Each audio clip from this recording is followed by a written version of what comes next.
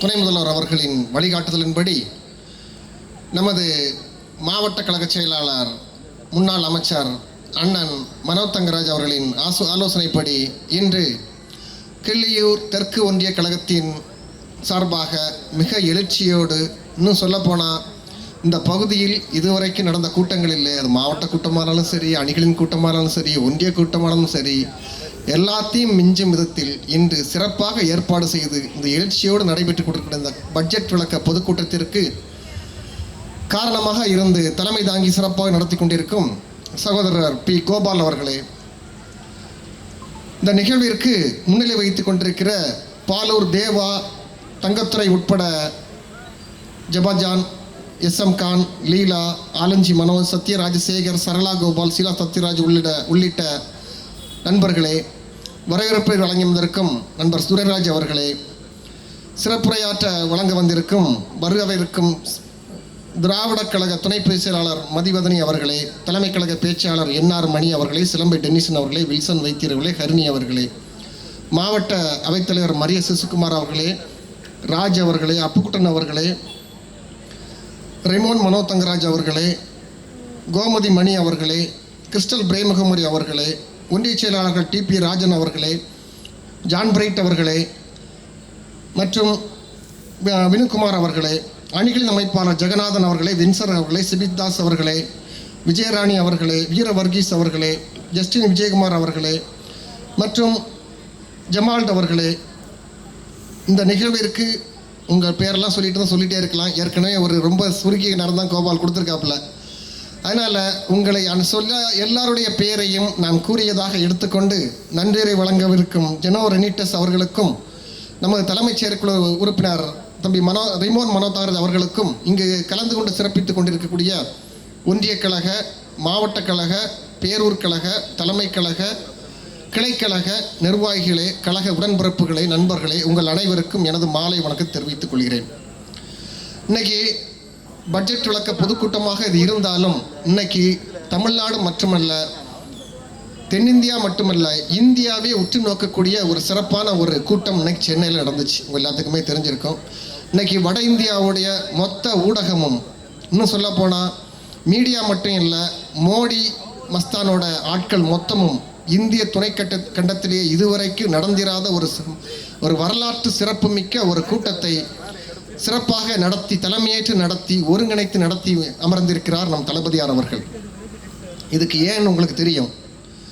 இந்த கூட்டம் ஏன் ரெண்டாவது சொல்கிறேன். இந்த கூட்டத்திற்கு முன்னெடுப்பாக முதல்ல அங்கு தமிழ்நாட்டில் அனைத்து கட்சி கூட்டங்கள் போடப்பட்டது. 45 சின்ன சின்ன கட்சிகளுக்கு கூட அழைப்பு விடப்பட்டது. அதில் வராமல் போனது ஒன்றே ஒரு 4-5 கட்சி தான். நம்ம வழக்கம் போல் BJP, அதோடு மட்டுமல்லாமல் அவருடைய துணை கட்சியான நம்ம நாம் தமிழர் கட்சி, கிருஷ்ணசாமி மற்றும் நமது அவர் மூப்பனாருடைய கட்சியை முடிச்சுட்டு போன வாரிசு GK வாசன் அவர்கள், மற்ற எல்லாருமே வந்து சிறப்பாக ஒரு தீர்மானம் இயற்றியோடு மட்டுமல்லாமல் தமிழ்நாட்டின் நலனை காக்க வேண்டும் என்ற நோக்கத்திற்காக இன்னைக்கு அதனால் பாதிக்கப்படக்கூடிய தென் மாநிலங்களையும் ஒருங்கிணைத்து இன்னைக்கு அது டைரக்டாக எல்லா தென் மாநில முதல்கள் மட்டும் இல்லை, இன்னைக்கு கேரளா போனால் கேரளாவை ஆளக்குள்ள பினராயி விஜயன் மட்டும் இல்லை, அதோட எதிர்கட்சி தலைவர்கள், முக்கியமான தலைவர் எல்லாத்தையும் பார்த்து, அதே போல் கேரளா, ஆந்திரா, கர்நாடகா, தெலுங்கானா, பஞ்சாப், ஒரிசா, இதை மாதிரி எல்லா மாநிலத்திற்கும் சென்று இன்னைக்கு அவங்களையெல்லாம் ஒரு திரட்டி இன்னைக்கு 3 முதல்வர் இங்கே வந்திருக்காங்க. யார்? தெலுங்கானா வந்திருக்காங்க, கேரளா வந்திருக்காங்க, பஞ்சாப் வந்திருப்பாங்க, கர்நாடகா துணை முதல்வர் TK சிவகுமார் வந்திருக்காரு. அதோடு மட்டுமல்ல, அந்த ஆளுங்கட்சியோட முதல்வர் மட்டுமல்ல, அங்கு ஆளக்கூடிய அனைத்து கட்சி பிரதிநிதிகளையும் வரவழைத்து அவர்களுடைய, இன்னும் சொல்லப்போனால் சனாதனம் என்றால் என்ன அப்படின்னு சொல்லக்கூடிய நமது ஆந்திராவோட துணை முதல்வரோட பிரதிநிதியும் இங்கே கலந்துருக்காங்க. அந்த அளவிற்கு ஒரு வரலாற்று சிறப்புமிக்க கூட்டத்தை இன்னைக்கு நடத்தி முடித்து, அடுத்த கூட்டத்தை ஹைதராபாத்தில் அந்த ரேவந்த் ரெட்டி அவர்கள் கேட்டதுக்கு அங்கே ஏற்பாடுக்கு விட்டுருக்காங்க. இந்த கூட்டம் எதுக்குன்னு உங்கள் அனைவருக்குமே தெரியும். இன்னைக்கு எல்லாருமே பேசக்கூடிய டீலிமிட்டேஷன் என்ற தொகுதி மறு சீரமைப்பு, இது ஏன் தெரியும் உங்களுக்கு. ஏன்னா 2026 இது வரப்போகிறது. ஏன்னா வரக்கூடிய சட்டப்படி ஒவ்வொரு 10 ஆண்டுகளுக்கும் மக்கள் தொகையின் அடிப்படையில் தொகுதி மறுவரை செய்யப்பட வேண்டும். இது சட்டம்.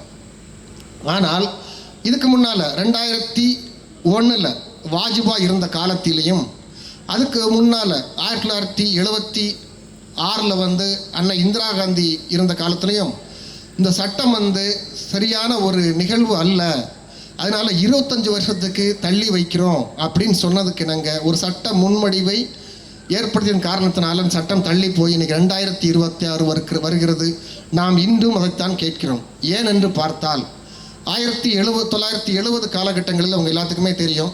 இப்போ நம்மெல்லாம் கொஞ்சம் பெரியவங்க இருக்கீங்க, நீங்கள் உங்களோட காலகட்டத்தில் உங்கள் கூட உடன் பிறந்தவங்க கண்டிப்பாக ஒரு 4-5 பேராவது இருப்பாங்க. நம்ம காலகட்டத்தில் என்னோட பிரதர்ஸும் சிஸ்டர்ஸும் 4-5 பேர் இருக்காங்க. அதை மாதிரி எல்லாருக்கும் இருப்போம். ஆனால் நமக்குன்னு வரச்சில் அந்த காலகட்டத்தில் என்ன, அந்த மக்கள் தொகை பெருக்கம் ஒரு மிகப்பெரிய தாக்கத்தை ஏற்படுத்தும் என்பதற்காக அந்த மக்கள் தொகையை கட்டுப்படுத்த வேண்டும் என்றால் மத்திய அரசு ஆணைக்கிணங்க அன்னைக்கு இந்திரா காந்தி அம்மையார் சட்டம் போட்டதற்கிணங்க நாம் தென் மாநிலங்கள் நாம் மட்டுமில்லை தீவிரமாக கடைபிடித்ததற்காக நம்ம இன்னைக்கு என்ன எழுதணும், நாம் இருவர் நமக்கு இருவர், நாம் இருவர் ஒன்று பெற்றால் ஒளிமயம், 2 பெற்றால் இன்பம். இந்த வாஜகெல்லாம் யாருக்கும் மறந்திருக்காது. இந்த அளவு பலகட்ட விளம்பரங்கள் முன்னெடுப்பின் மூலம் இன்னைக்கு நம்ம எல்லாருக்குமே 1 அல்லது 2, இதுக்கு மேலே ரொம்ப அரிதாக தான் பார்க்க முடியும். அந்த அளவிற்கு நம்ம கட்டுப்படுத்துறதுனால இன்னைக்கு வரக்கூடிய மக்கள் தொகையில் அன்னைக்கு கணக்கெடுப்பு இருந்த மக்கள் தொகையோட 5% நம்ம குறைஞ்சிருக்கோம். வட மாநிலங்கள் 5% கூடியிருக்கு. இதில் ஒரு முக்கியமான விஷயம் ஏன் அப்படின்னு பார்த்தோம் அப்படின்னா, ஒரு சிம்பிளாக அவங்களுக்கு புரிகிற மாதிரி சொல்கிறேன் நான். 2019 அந்த வட மாநிலங்களில் குறிப்பாக ஒரு 10 ஹிந்தி பேசக்கூடிய மாநிலங்களில் ஒரு 225 தொகுதி இருக்குது. அதில் வந்து அவங்க ஜெயிச்ச தொகுதி 178, அதாவது 80% அதிகமாக அவர்கள் வெற்றி பெற்று விட்டார்கள். அப்போது இன்னைக்கு இந்த மறுசீரமைப்பில் வந்து 2 விதமான கருத்துக்கள் இருக்குது. இன்னைக்கு மக்கள் தொகை அடிப்படையில் வைத்தால் 848 உறுப்பினர்களை நம்ம ஏற்றுக்கொள்ள வேண்டும், அல்லது மக்கள் தொகை இந்த விகிதாச்சார அடிப்படையில் போட்டால் 543க்குள்ளே நிறுத்தினா நமக்கு 8 உறுப்பினர்கள் குறைக்கப்படுவார்கள். அப்போது 848 ஆனால் நமக்கு 51 ஆனால் உத்தரப்பிரதேசத்துக்கு 80 146 மாறும். இந்த நாள் இது ஒரு மிகப்பெரிய தாக்கத்தை நமக்கு ஏற்படுத்திவிடும். அப்போ என்னாகும் அப்படின்னா, அந்த 10 வட மாநிலங்களில் வரக்கூடிய தேர்தலில் 80% ஓட்டை எடுத்தால் ஒரு 432 தொகுதி வெற்றி பெற்றவர்கள் 848க்கு. அப்போ அவங்களுக்கு நம்மளோட எந்த உதவியும் தேவைப்படாது. அவர்கள் என்ன விரும்புகிறாலும் சட்டமாக ஏற்றி நம்மளை வந்து ஆங்கிலேயர் ஆட்சிக்கு அடிமைப்பட்டதை விட இன்னைக்கு மோசமான காலகட்டத்தில் போவோம். ஏன்னா இவங்க அப்படி செய்வாங்க. இன்னைக்கு ஹரியானா, இன்னைக்கு மணிப்பூர் உங்களுக்கு எல்லாத்துக்குமே தெரியும். 12 வருஷமாக இறஞ்சிட்டு இருக்கு. பெண்கள் எந்த அளவிற்கு ஒரு மோசமான தள்ளப்படலும் தெரியும் உங்களுக்கு. ஏதாவது இந்த மோடி மஸ்தான் ஏதாவது அங்கே போனாரா, பிரதமர் அங்கே எட்டி பார்க்க கூட ஒரு ஆள முடியல. ஏன்னா அவங்களோட குரலை ஒழிப்பதற்கு, பாராளுமன்றம் ஒழிப்பதற்கு தகுந்த பிரதிநிதித்துவம் இல்லை. ரொம்ப லோவஸ்ட் எம்பிங்கிறனால அவங்களை கண்டுக்கவே இல்லை. அப்போ அவங்க நமக்கு தேவையில்லைங்கிற ஒரு இடத்துல இந்தியாவுக்குள் இருந்தாலும் இந்தியர்கள் அல்லாதவர்களாக மாற்றப்படுவார்கள். இன்னைக்கு அதே நிலைமை நமக்கு வரக்கூடிய ஒரு சூழ்நிலை இருக்குது. தென் மாநிலத்தில் நீங்கள் ஒரு தொகுதியோட தராட்டா கூட நாங்கள் வட மாநிலத்தில் உள்ள பிரதிநிதியை வைத்து ஆட்சி அமைத்து விடுவோம், அதற்கு பிறகு நாங்கள் செய்ததுதான் சட்டம், உங்களால் ஒன்றும் செய்ய முடியாது என்ற ஒரு சூழ்நிலை வரும் காரணத்தினால தான் நம்ம இவ்வளவு போராடுறோம். அப்போது ஒரு உதாரணம் உங்களுக்கு சொல்கிறேன் நான். இப்போது 2014 நம்ம மோடி அவர்கள் வந்து ஆட்சிக்கு வரும்போது ஒரு 10 வருஷத்துக்கு முன்னால் வச்சுக்கிடுங்களேன், நீங்கள் 11 வருஷம் ஆச்சுது.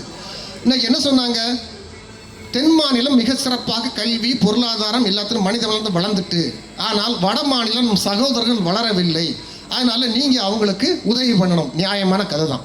இப்போ நம்ம வீட்டில் ஒரு 4 பிள்ளைகளில் ஒரு பிள்ளை நல்ல பிள்ளையாக இருக்கும், ஒரு பிள்ளை கொஞ்சம் டல்லாக இருந்தால் 3 பிள்ளைங்க கை தூக்கி விட வேண்டியது நியாயமான விஷயம். நாங்கள் அதை மறுக்கவில்லை. கண்டிப்பாக எங்கள் நிதியை நாங்கள் வந்து அன்னைக்கு நாங்கள் 100 ரூபா கொடுக்கச்சில நமக்கு இருக்கச்சில அவங்களுக்கு 250 ரூபா நம்ம கொடுத்தோம். ஆனால் அது ஒரு 4-5 வருஷத்தில் இப்போ அந்த பிள்ளை வளர்ந்து நம்ம கூட இணையாக வரணும். ஆனால் அது வரவே இல்லாமல் இன்னைக்கு 10 வருஷம் ஆனாலும் நமக்கு வந்து அது 450 வருஷம் உயர்ந்துக்கிட்டு தான் போதே தவிர நமக்கு எந்தவித பலனையும் தரவில்லை. அந்த பிள்ளைகள் வளர்ந்த மாதிரியும் தெரியல.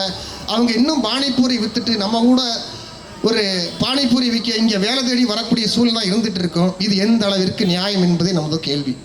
அப்போ என்னென்னா, சரியான வளர்ச்சி பாதையில் செல்லவில்லை. ஏன்னா நம்ம கொடுக்கக்கூடிய நிதி அவங்களுக்கு எதுக்கு பயன்படுது, அவங்களுக்கு வந்து கும்பாபிஷேகம், கோயில் கட்டுறது இதை மாதிரி பயன்படுதே தவிர நாம் வளர்ச்சிக்கு காரணமான கல்வி, உள்கட்டமைப்பு, மருத்துவம், சுகாதாரம், பெண் கல்வி இது எதுக்குமே பயன்படலை தான் நிதர்சனமான உண்மை. அப்போது இன்னைக்கு பிடிஆர் அவர்கள் ஒரு அழகான அந்த இந்தியன் எக்ஸ்பிரஸ்க்கு பத்திரிகை பேட்டி மூலமும் ஒரு கட்டுரை மூலம் தெளிவுபடுத்தினார். நாங்கள் இவ்வளவு ஃபண்டு உங்களுக்கு கொடுத்துட்டு இருக்கோம். இன்னும் சொல்ல போனால் 2019 24 வரைக்கும் 5 வருஷத்தில் தமிழ்நாடு 8 லட்சம் கோடியை மத்திய அரசுக்கு வரியாக கொடுத்துருக்கு. ஆனால் நாம் திரும்ப பெற்றது 1,40,000 கோடி மட்டுமே. மிச்சம் 6,60,000 கோடி எங்கே போயிருக்கு? வட மாநிலங்களுக்கு சென்று விட்டது. அப்போது நம்ம 8 லட்சம் கோடி கொடுத்து இந்த கடைசி 5 வருஷம், அப்போ அவங்க வாங்கக்கூடிய அளவு வருஷம் கூட்டிகிட்டு இருக்கே தவிர நம்ம கொடுக்கக்கூடிய குறைஞ்சிட்டே இருக்குது. ஆனால் நம்மளை இன்றும் ஒரு சம்மட்டியால் அடித்து ஒரு ஏளனமாக பார்க்கக்கூடிய நிலைமை தான் இருந்துகிட்டு இருக்கோம் நம்ம. அதாவது உழைக்கிற ஒருத்தன் நல்ல வாயம் சம்பாதிக்க நாரவாயம் சாப்பிட்டு போவாங்கிற மாதிரி. அப்போது இந்த ஒரு சூழல் நம்ம இருந்துகிட்டு இருக்கோம். கண்டிப்பாக இது ஒரு மாற்றத்தை உருவாக்கணும். அந்த வகையில் இன்னைக்கு மத்திய அரசில் எதிர்த்து தமிழக அரசு மிக வலிமையாக போராடி கொண்டிருக்கிறது. இந்த போராட்டம் நம்ம தமிழோடு மட்டுமில்லாமல் இன்னைக்கு இந்தியா பூராக பேசக்கூடிய அளவில் சிறந்த ஒரு போராட்டமாக மாறி வருகிறது. தமிழ்நாடு வெல்லும் வெல்லும் என்று கூறி உங்கள் அனைவரிடம் விடைபெறேன். நன்றி, வணக்கம்.